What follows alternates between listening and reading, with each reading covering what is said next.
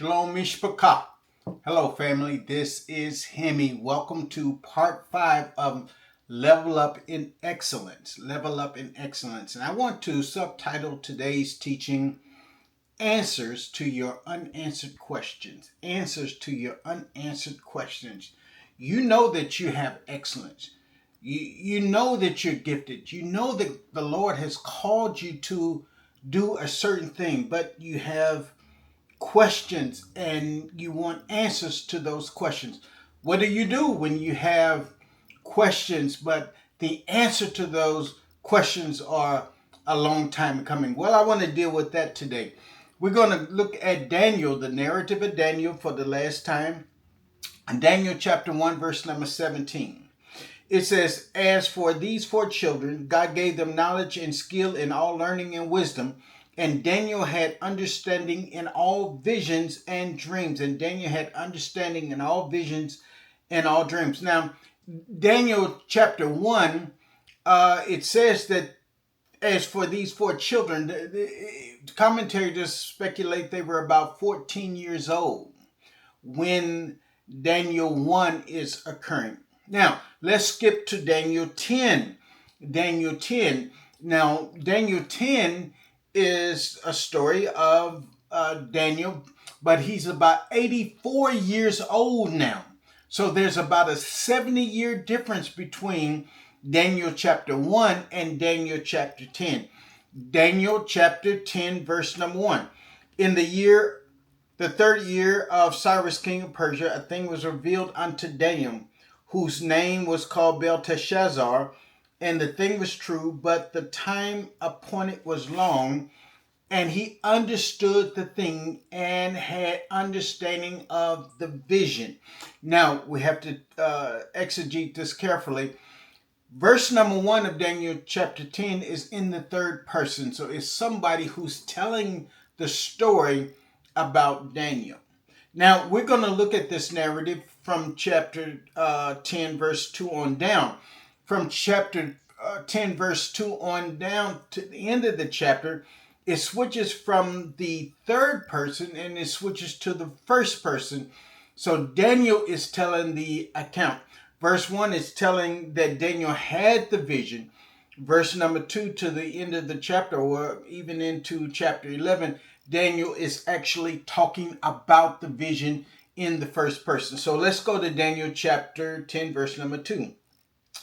"When this vision came to me, I, Daniel, had been in mourning for 3 whole weeks." So Daniel, when he got this vision, he had been in mourning for 3 whole weeks. Now, what he was mourning about, we're not quite sure. What he was praying about, fasting about, we're not quite sure.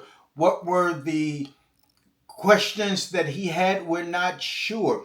It could have been one of Jeremiah's prophecies, because Daniel was very astute on Jeremiah's prophecies. It could have been the prophecy and the vision that he had received in Daniel chapter 9, the most outstanding prophecy in all of the Bible, Daniel's 70 weeks. But we're not quite sure what he was fasting and praying about. But I'm sure what I'm fasting and praying about, and you are sure what you are fasting and praying about. And I believe that the Lord will give us answers to our unanswered question, to that which we're praying and fasting about, just as he did Daniel. Now let's look on and see how he gave it to Daniel. Verse number 3. "All that time I had eaten no rich food, no meat or wine crossed my lips, and I used no fragrant lotions until those 3 weeks had passed." Those 3 weeks had passed. He was abstemious. He denied himself. Verse number 4, it says, "On April 23rd, as I was standing on the bank of the great river, Tigris River, I looked up and saw a man dressed in linen clothing with a belt of pure gold around his waist." Okay, so Daniel had been praying and fasting for 21 days. We're not sure what he was praying and fasting about. But on the 23rd day, and I'm reading from the New Living Translation, it says on April 23rd, this man appeared to him, and I believe that this man was an angel.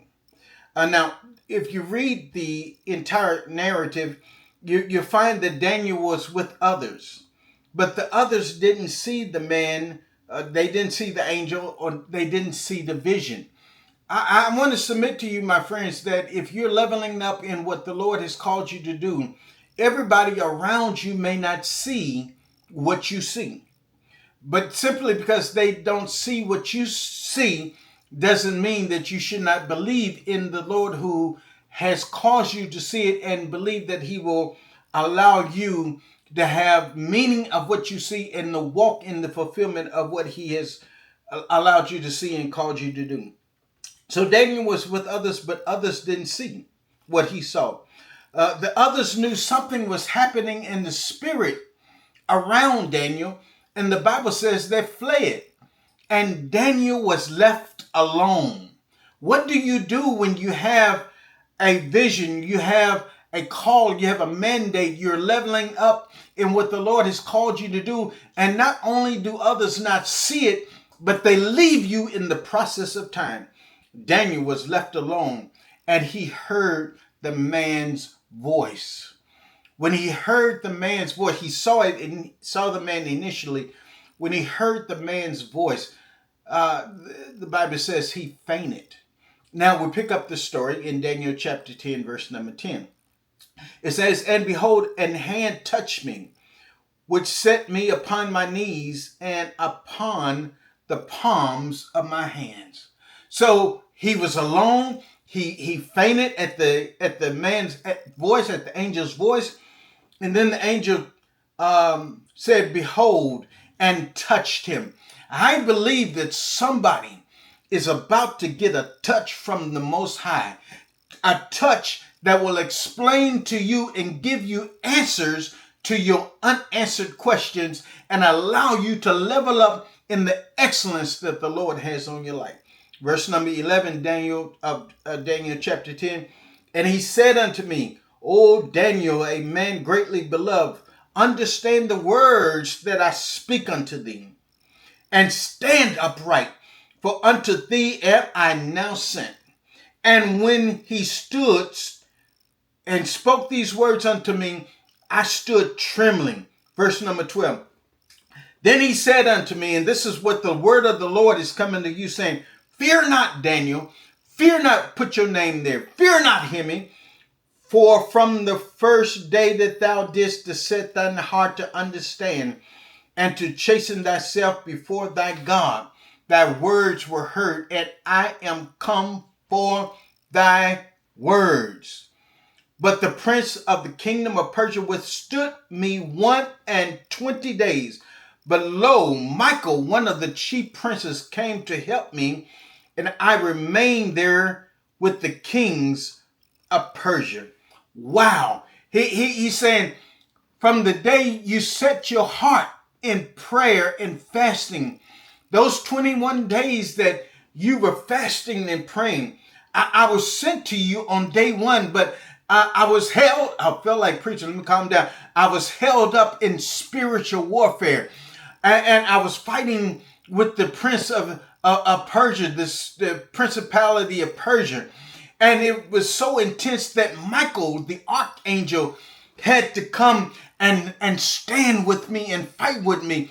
And we overcame that prince of Persia. And I am now coming. What are you saying, Hemi? I'm saying that just like Daniel's 21 days were not in vain, he was fasting, he was praying about something that God had caused him to see in his level up. He didn't understand fully. He was praying and he was fasting, he was fasting and he was praying and he was denying himself. And it didn't seem like anything was happening on day 1, day 2, day 3, day 10, day 15. But on the 21st day, the angel Michael stood with this man, this angel, and they fought against this prince of Persia, this demon over the atmosphere of Persia.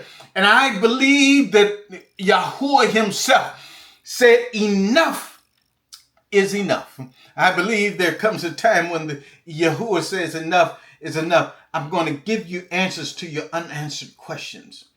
Verse number 14. Now I am come to make thee understand what shall befall thy people in the latter days, for yet the vision is for many days. 21 days Daniel was fasting. 21 days spiritual warfare was going on his behalf, and he didn't know it. But on the 21st day, the answer came. The answer came. I'm saying to you, my friends, be ye steadfast, unmovable, always abounding in the work of the Lord, for much as you know is your labor is not in vain in the Lord. All right, God bless you. I hope you enjoyed this series. Track with me. Our next series is Level Up by Overcoming Your Past. God bless you. Have a good one.